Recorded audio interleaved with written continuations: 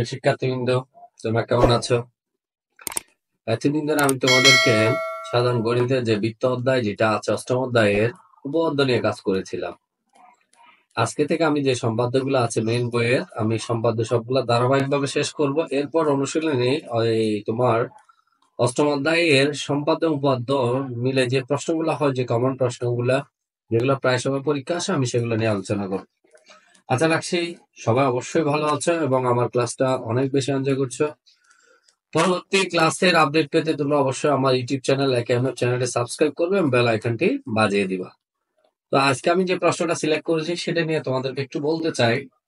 আমি প্রশ্নগুলা দাফে দাফে বোঝানোর চেষ্টা করব। তোমরা প্রয়োজনীয় খাতা কলম নিয়ে বসে যাও। এখন যেসব জায়গায় আসলে তথ্যগুলা নোট নেওয়া দরকার সেই জায়গায় অবশ্যই নোটগুলা নিয়ে নিবা। ঠিক আছে?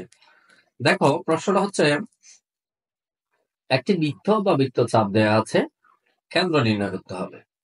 এখানে বলা হচ্ছে একটি বৃত্ত বা বৃত্তচাপ দেয়া আছে, কেন্দ্র নির্ণয় করতে হবে। দেয়া আছে একটি বৃত্ত, আমি এখানে দেখিয়েছি দেয়া আছে একটি বৃত্ত, চিত্র নাম্বার 1 একটা বৃত্ত এঁকেছি। আরেকটা দেয়া আছে বা বৃত্তচাপ দেয়া আছে চিত্র নাম্বার 2 এ। এখন আমাদের করতে হবে হয় বৃত্ত অথবা বৃত্তচাপ থেকে কেন্দ্র নির্ণয় করতে হবে। ঠিক আছে?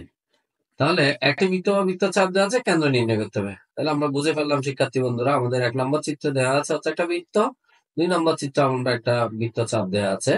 এখন বৃত্ত বা বৃত্তচাপটির সাহায্যে আমাদেরকে বৃত্তের কেন্দ্রটা আমাদের কি করতে হবে? নির্ণয় করতে হবে। ঠিক আছে? এখন এখানে খেয়াল করো শিক্ষার্থী বন্ধুরা, আমি এখানে প্রদত্ত বৃত্তে একটা বৃত্ত এঁকেছি। একটা বৃত্ত, যে কোনো ব্যাসার্ধ নিয়ে আমি একটা বৃত্ত অঙ্কন করলাম। সেই বৃত্তে বা বৃত্তচাপে 3টা বিন্দু নিলাম আমি। একটা এ বিন্দু, একটা বি বিন্দু, একটা সি বিন্দু নিলাম। কেমন?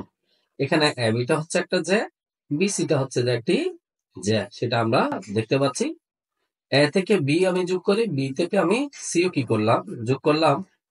এবং এ বি এর যে দুইটি লম্ব দ্বিখণ্ডক আমি যদি অঙ্কন করি, এ বি এর লম্ব দ্বিখণ্ডক আমাকে অবশ্যই একটু এ বি এর একটু ব্যাসার্ধ থেকে এ বি এর অর্ধেকের একটু বেশি ব্যাসার্ধ নিয়ে আমি দুই দিকে বৃত্তচাপ নিতে হবে। এখানে বি কে কেন্দ্র করে আমি এদিকে একটা চাপ নিব, একে কেন্দ্র করে আমি এদিকে একটা চাপ নিব। আমি বি কে কেন্দ্র করে এদিকে একটা চাপ নিব, আমি একে কেন্দ্র করে আরেকটা এদিকে চাপ নিব। দুইটা চাপ যদি আমি যোগ করে দিই, ইএফ একটা আমি রেখাংশ পেলাম, এদিকে ইএফ রেখাংশ। ঠিক আছে? অথবা আমরা সেটা একেবারে একটা বিন্দু দিয়ে করতে পারি। যে কোনো ব্যাসার্ধের একটা বি কে কেন্দ্র করে একটা চাপ নিয়ে এদিকে আমি কাটলাম, সাথে সাথে বি কে কেন্দ্র করে আমি এদিকে আরেকটা কাটলাম। এবং একে কেন্দ্র করে আমি অর্ধেকের বেশি ব্যাসার্ধ এদিকে একটা কাটলাম, এদিকে একটা কাটলাম। এখন যদি দুইটার যে মিলিত বিন্দুটা যদি আমি যোগ করে দিই, আমি ইএফ একটা রেখাংশ পেলাম, বি এর লম্ব দ্বিখণ্ড। কেমন? তারপরে বিসি আর একটা যেটা আছে, সেখানেও আমি বিসি এর বি এবং সি এর অর্ধেকের বেশি ব্যাসার্ধ নিয়ে আমি এখানে বি কে কেন্দ্র করে একটা চাপ নিলাম, সাথে সাথে এদিকে আর একটা চাপ নিলাম।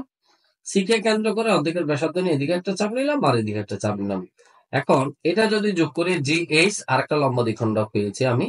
ঠিক আছে? জি এইচ রেখাংশ বিসি এর। ঠিক আছে? তাহলে দেখো, তাহলে কি দাঁড়াচ্ছে? ই এফ একটা রেখাংশ, জি এইচ একটা রেখাংশ। দুইটা রেখাংশ একটা বিন্দুতে মিলিত হয়, সেই মিলিত বিন্দুর নাম হচ্ছে যে ও, অর্থাৎ ও বিন্দুতে ছেদ করেছে। সুতরাং এই ও বিন্দুটাই হচ্ছে যে এই বৃত্তের কেন্দ্র। ঠিক আছে? আমি আরেকবার বলি, একটু খেয়াল করো। আমি প্রথমে একটা বৃত্ত নিলাম, বৃত্তের মধ্যে শিক্ষার্থী বিন্দু 3টার নাম দিয়েছি, বিন্দু নিয়েছে একটা বিন্দু, একটা বি বিন্দু, একটা সি বিন্দু। তোমরা এ বি একটা জে নিয়ে নিবা, বি সি আর একটা জে নিবা, অর্থাৎ এ থেকে বি যোগ করবা, বি থেকে সি যোগ করবা, এ বি এর লম্ব দ্বিখণ্ডক বের করবা, ই এফ একটা রেখাংশ হয়ে যাবে। আর বি সি এর একটা লম্ব দ্বিখণ্ডক বের করবা, যার নাম হয়ে যাবে জি এইচ। এখন ই এফ রেখাংশ এবং জি এইচ রেখাংশ একটা বিন্দুতে মিলিত হয়, সেই মিলিত বিন্দুর নাম হচ্ছে ও। আর সে ওটাই হচ্ছে এই বৃত্তের বা বৃত্তচাপের কেন্দ্র। আশা করি শিক্ষার্থী বন্ধুরা তোমরা বুঝতে পেরেছ। সম্পাদ্য ক্লাসে যে সম্পাদ্য নাম্বার 6টা আছে, আমি তোমাদেরকে ভালোভাবে বোঝানোর চেষ্টা করেছি। আশা করি তোমরা অনেক বেশি উপকৃত হবে আমার ক্লাসটা দেখলে। তোমাদেরকে প্রতি আমার অনুরোধ রইল, তোমরা তোমাদের বন্ধু বান্ধব যারা আছে তাদেরকে ক্লাসগুলো দেখার জন্য বারবার সুযোগ করে দাও এবং নিজেরও বারবার দেখো, প্রয়োজনীয় তথ্যগুলো নোট করে নিবা। আর অবশ্যই সাথে থাকার জন্য আমার ইউটিউব চ্যানেল যে একেবারে চ্যানেলটা আছে সেটা সাবস্ক্রাইব করে নিবা এবং বেল আইকনটি বাজিয়ে দিবা, যাতে আমি দেওয়া মাত্রই হচ্ছে যে তোমরা সাথে সাথে পেয়ে যাও।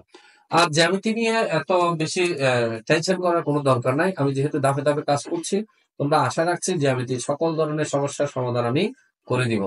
এই ধারাবাহিকতায় যখন আমি জেনারেল ম্যাথটা শেষ করব, আমি বৃত্ত সম্পর্কিত উপপাদ্য, সম্পাদ্য, অনুশীলনী সরণি এরকম কাজ করব। আরো কিছু উপপাদ্য আছে যেগুলো মূলত পরীক্ষাতে আসে, সেগুলো নিয়ে আমি কাজ করব। ঠিক আছে শিক্ষার্থী বন্ধুরা, অবশ্যই অবশ্যই সাথে থাকবা। তো এখানে আজকে শেষ করলাম শিক্ষার্থী বন্ধুরা, আল্লাহ হাফেজ।